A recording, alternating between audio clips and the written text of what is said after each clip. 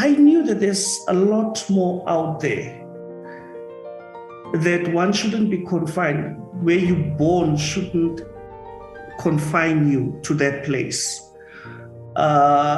Social mobility was possible. I was taught from a young age that it is possible. But the only way that you can achieve social mobility is through education, which is something my mother was very passionate about and still is. Really? So I bought into the vision from a long time ago. It's so lovely to meet you here on Zoom, Paul. I'm glad that I'll be talking to you today. Yeah, I heard from you from Hein Kuchlenbach. And Yeah. you're a winemaker at Klein Goederust. Yeah. Yeah, Klein Goederust. Klein Goederust. So why is it called Klein Goederust? Yeah, I think the direct translation, it means small place of good rest. Okay. Mm-hmm. Yeah, the farm was established in 1905. Mm-hmm. We are the third owners of the farm. Okay. Yes. So, Paul, what was it about winemaking that intrigued you? How did you become a winemaker? Okay, I'm a farm owner. I'm not necessarily the winemaker. Oh, I see. Okay. That's the difference. Okay. The winemaker is a gentleman called Rodney Zimba. Mm-hmm. Rodney and I grew up on the same farm where our parents worked as farm laborers. Really? He went on to study wine. I went to study business. Mm-hmm. And then after 15 years of saving, we bought that beautiful place, which was a rundown place. Mm-hmm. And we have built it up ever since, and we are now open to the public. That's amazing. So you grew up on a farm, on a wine farm then? Yes, a wine farm called Becksburg. Okay. And what was it about the wine farm that then intrigued you? I mean, that you wanted to also have a wine farm? Yeah. In South Africa, if you grow up on farms as children of farm laborers, it's almost expected that you'll be the next crop of labor for that farmer. And if you take into consideration our history of South Africa, the history of apartheid, which speaks to land disposition, that talks to oppression. In fact, a town like Franschoek was one of those towns that at some stage were reserved for white people only in terms of ownership. So we grew up knowing that, it's only white people that have farms. The black people are the labor. But an incredible woman, my mother, Noma Roma, said that in her family, she'll be the last generation of farm laborers, and that her children would be able to get an education and explore other opportunities outside of just being confined to be a farm laborer. The irony of it is that we are back on the farm working in a different capacity, but a farm yet still. Yeah, but how amazing that your mother had that vision. Was it something that she said since a young age to you? Yes, from a very young age. She was unapologetic about it and focused on it, and put in a lot of work in ensuring that we go to school so that we can determine our own future, that our futures are not determined on where we are born. So the narrative that I hope we can achieve with this farm is to say that it's possible in South Africa. South Africa may have a lot of problems, but the one thing that we have is the possibility. If it's possible for a child of a farm laborer to be a farm owner, then it's possible for the child of a domestic worker or a gardener to become a doctor. Yeah. And I hope that one day that the children of mine workers up in the north, that those children would one day share in the mineral wealth by owning the mines. And that's the kind of South Africa we want, where everybody has an equal opportunity to succeed and share in the economy of the country. But now, even well, I'm just thinking now, your mother, apart from everything about South Africa, your mother had this vision for her children, and she thought it was possible, and it became possible. But as a child, could you understand that? Could you understand what your mother wanted from you? Were you driven then to finish school? Did you also have her vision? Yes, I bought into it from a very young age because I knew that there's a lot more out there, that one shouldn't be confined. Where you're born shouldn't confine you to that place. Social mobility was possible. I was taught from a young age that it is possible. But the only way that you can achieve social mobility is through education, which is something my mother was very passionate about and still is. Really? So I bought into the vision from a long time ago. And she educated? No, that's the irony of it. My mother never went to school. And I guess that's why she had such an appreciation for school. Yeah. She came from a village in the east of the country at a time when you needed a passport. It was called a dom pass to move from one part of the country to the other. And that was only applicable to Black people. Black people could not freely move in the country. We had a homeland system. And she moved from that side to the winelands. She started working in the land, on the land, in the vineyards, was later moved to the cellar, worked under an incredible man called Hardy Loubser, who was the winemaker at the time. And Hardy taught her everything about making of MCC. And for over 37 years, she worked in the MCC room, and all she was responsible for was to cultivate the MCC. Really? Under the leadership of Hardy Loubser. Hardy Loubser is currently consulting for us on the farm now on wines and cellar and everything. But that's what she did. That's why our flagship, the Noma Roma, is an MCC that we've named after her, and it's doing incredibly well. It's a limited edition, but it's our flagship, and it's hugely popular. She's very much a patron of the wine. Really? And it's so wonderful that you named the wine after her. Yeah, I thought it important that we pay tribute to her and all the other farm workers, especially women in the wine industry, Black women in particular, that we pay tribute to them. And us naming it after her was our way of honoring her. Yeah, that's beautiful. And it's also inspiration, I think, for, like you say, for children growing up now on farms, thinking, you know what, I don't have to be thinking in these terms of I have to be a laborer, the next laborer. I can be somebody else. I can have a dream, and the dream can be fulfilled. Yeah, I think that's very important. That's why when I was looking for a winemaker, I was deliberate in finding somebody like Rodney Zimba, who is Black, who has the experience because he's been working in the wine industry for 20 years, so that children can be inspired, but also take note of the value chain that in the wine industry, you can be so much more. You can be a cellar master. You can be a winemaker. You can be a wine merchant. You can be a wine ambassador. You can be a farm owner. Yeah. That it's not just restricted, and that we appreciate the value chain to say that there's opportunities in the ecosystem as well.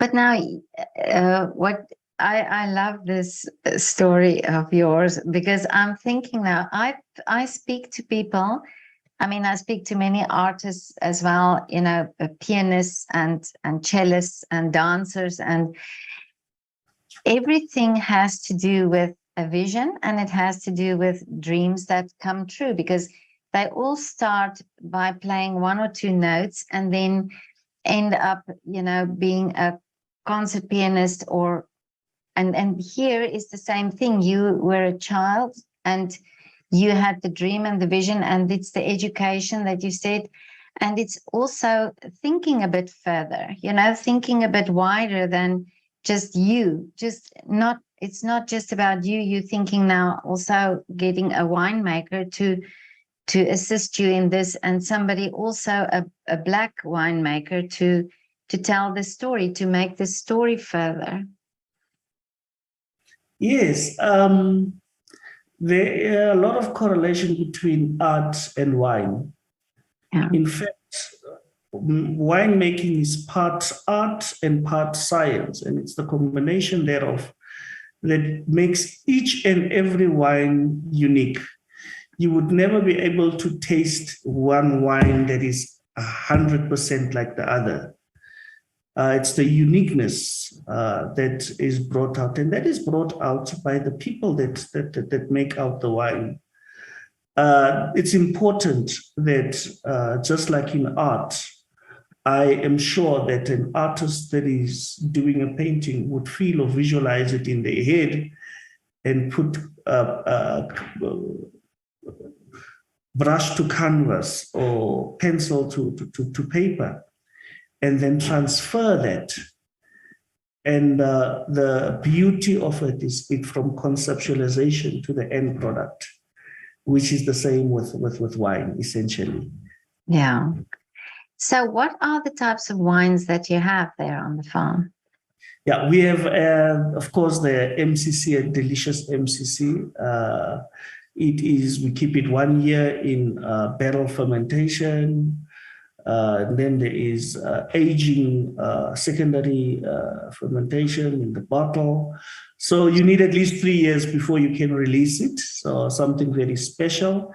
It's a brut named after my mother, the Nomaroma, of course. Then we have a very fresh Chenin Blanc.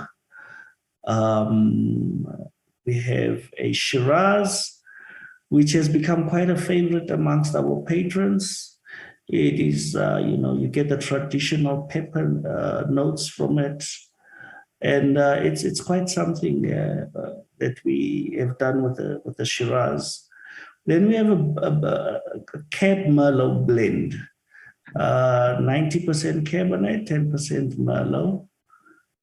Very structured wine, very elegant wine.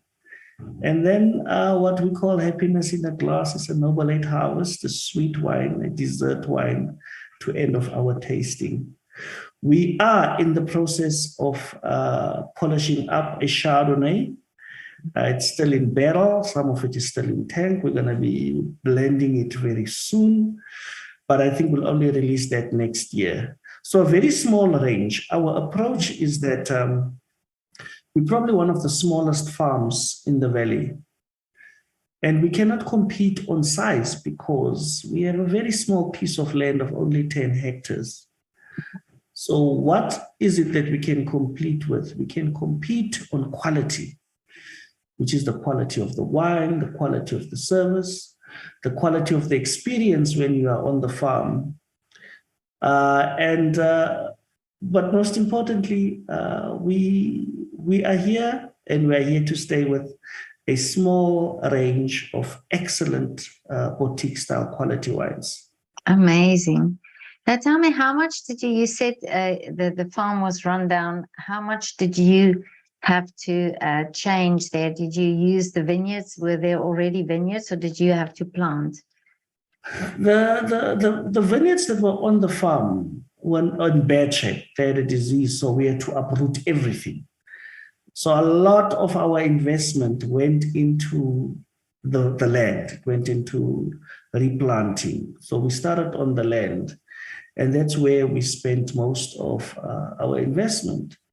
So we planted Chenin, of course. We planted Chardonnay and Pinot Noir that makes the MCC. We planted Shiraz, we planted Semillon, and also a little bit of Mourvèdre. So the wines that we've planted, I believe, will be of great quality. When it came to the buildings, I was very clear that when it comes to the buildings, we need to treat them with respect. We're talking here about buildings that are over 116 years old. So our approach with the buildings was that we keep the character of the buildings. We renovate them to such a way that you don't take away the history and the character of the buildings. I will send you some pictures. Yes, that would be great. Yeah. I will add the pictures then to the video. That would be wonderful. Yeah. But it's so lovely that you keep to the tradition and to the style and the history, because it is a part of that region, isn't it? That this style and the building style. So is it this Cape Dutch buildings? Yes. Let's start with the name. We consciously decided to keep the name Klein Goederust because we need to pay homage to the people that were there before us. Yeah. We need to respect the history of the place and also the people that were there before us. So we kept the name Klein Goederust. Very important was that we keep the style of the buildings, making them functional without taking away from the history. Yeah. No, I think that's wonderful. So tell me what is there? Can people come and visit you at Goederust? Do you have a wine tasting area? Yes. We have a beautiful tasting room with beautiful gardens in the 1905 building. Now that building was the first building on the farm, and it was built as a cellar back in 1905. So we have a beautiful tasting room there. Then there is a second building, which was built in 1920. When we bought the farm, that house was the farm owner's house. So we renovated it and changed it a little bit to make way for a restaurant. We have a unique restaurant because we focus on South African cuisine. We believe that if you come from Europe and you are in Africa, you need to taste and feel Africa. It doesn't make sense for us to try and impress you with French food in South Africa. So our main attraction is lamb on spit that we do every weekend. Yes, and that is accompanied by a feast, buffet style foods that goes with it. In winter, we do what is a chicken potjie course with it. We do roasted bread, which is basically homemade bread done on fire. We put some nice braai meat also on the grill in summer. Cape style curried fish. It's just beautiful salads and beautiful desserts. It's just a feast, the African way, that you can experience at our restaurant on the farm. Well, I'm coming to eat at your restaurant because it sounds amazing. But do you also have traditional African food there? Yes, our sides are totally African. Okay. From anything from the side dishes, the hot foods. You would know that you are in Africa when you are in our restaurant on the farm. Really? Oh, that sounds amazing. And then, but tell me now also about, back to your wine. How much influence do you have in the winemaking or in the tasting of or the type of wine? Do you work together with your winemaker? Yes, definitely. I came up with a recipe to say, what is it that we want our wines to be like? What must the profile be? It must be serious wines, but enjoyable wines. And that's the premise that we work from, that the wines must be accessible, drinkable, and delicious. So whenever we do a new wine, we'll sit around the table, we'd go through similar wines, we would define the style, we'd define the palate, And then he has to go in and do his magic to deliver the final product. And now also on your farm, you must also have laborers to help you. How do you, because you have come from that side of it. So how do you deal with that? How do you work with your laborers to also motivate them? Yeah, the guys on the farm, especially the management, says that I have a softer spot for farm laborers compared to people working in the restaurant, in the tasting area, Oh, really? even the salad people. I must admit that they are dear to me because many a times they never get the accolades. Yeah. The accolade always goes to the winemaker. But it all starts with the farm laborer in the vineyard, tending to the plant. I always say that in terms of remuneration, we need to remunerate our farm laborers better than many farms. Yeah. Because we know the hardships of farm laborers, because our parents went through that. So as Mahatma Gandhi said, that you must be the change you want to see in the world. Yeah. So we are the change agents in terms of working environment,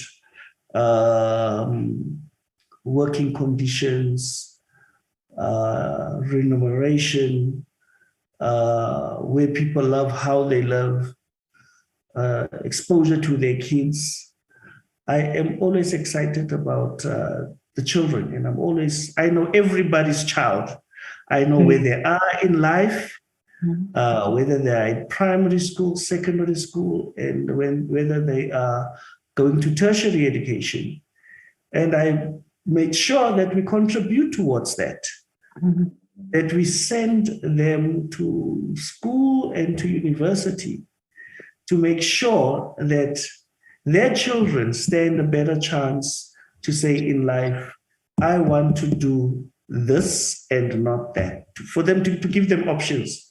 Yeah. We support our farm laborers, especially when it comes to children's education. Let's take, for instance, Rodney's family. Their daughter, Verna, who helps out on university holidays and weekends, is the first person in their family to go to varsity. Really? And it is possible by our great support to say that, look, we're a young business, we're a new business, but if there's anything we can do to advance your children, we will do it by paying for university entrance fees and that kind of thing. So very proud of her because she is the first person in her family to go to university. And it's possible because we want to change the narrative. That's amazing. And it's really, you are so much proof of what can happen and what can be, and that dreams come true. Thank you very much. Yeah, I admire you very much. Thank you. And I'm looking forward to your visit. Yes, no, definitely. But I want to ask you now, you've had this dream to be on the farm and to own the farm, but what is the dream now for the future for you? Yeah, the dream is to become commercially strong as a brand, to take our brand beyond our borders, and to create a place which I believe partly we've done very well, a place where everybody can feel home, a place where the values of Ubuntu is upheld, and the values of Ubuntu is that I am because you are. Yeah. And that's the kind of homely place that we want to create. Expand probably into some accommodation on the farm, and so on. That's amazing. So you're there to stay and you're there to develop. We're here to stay, we're here to develop. Yeah, that's great.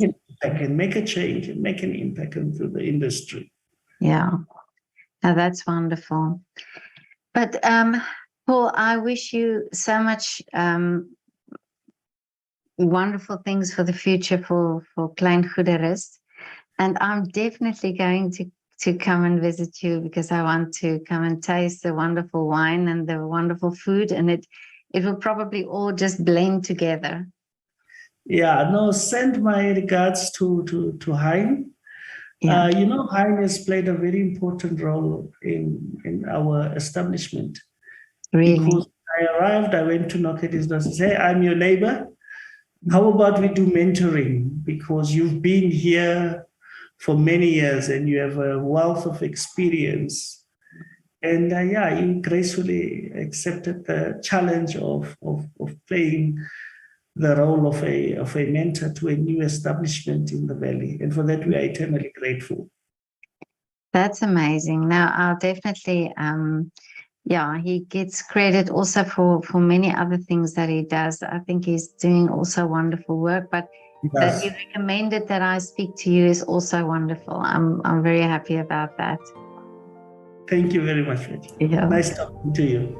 And I hope to meet you in person soon. Looking forward to your visit. Thank you so much. Okay, Have a Paul. good day. Bye. Bye-bye. Bye-bye.